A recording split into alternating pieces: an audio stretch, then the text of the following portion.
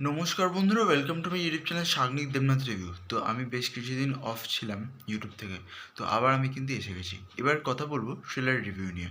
সেটা কোন ট্রেলার? শ্রীমান ভার্সেস শ্রীমতী। দেখো, এই ট্রেলারটা কিছুক্ষণ হলো ড্রপ করেছে ইউটিউবে। একটাই কথা বলবো, খুব ভালো। ঠিক আছে, একটা জিনিস দেখো, এখানে দেখাচ্ছে একটা লংগেস্ট রানিং ডিভোর্স কেস নিয়ে, যে সত্যি একটা হয়েছে সেটা আমি ঠিক জানি না। তো 27 বছর ধরে কিন্তু একটা ডিভোর্স কেস চলছে মিলিন চক্রবর্তী আর অঞ্জনা বসুর মধ্যে।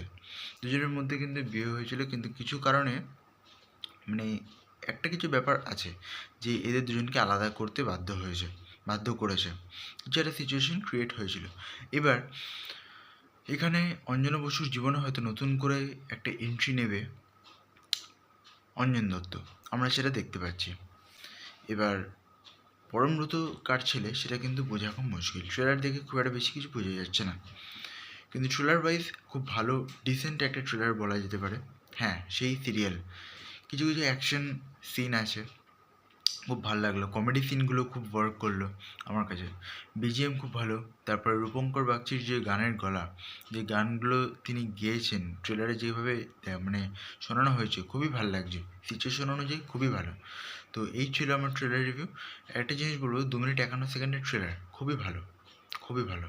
আর মিঠুন চক্রবর্তী আর মানে ট্রেলারের লাস্টে অঞ্জন দত্তর মধ্যে যে একটা ফেস অফ যেটা দেখাচ্ছে, ওটা কিন্তু খুবই ভালো, বেশ দেখতেও ভালো লাগছে। একটা কিউট ফেস অফ, বেশ দুজনের মধ্যে একটা কমেডির ব্যাপারও আছে, কিন্তু মানে ওটা দেখে আমার বেশ হাসিও পাচ্ছে, বেশ ভালো লাগছে দেখতে। মানে জিনিসটা পার্সোনাল জায়গায় চলে যাচ্ছে।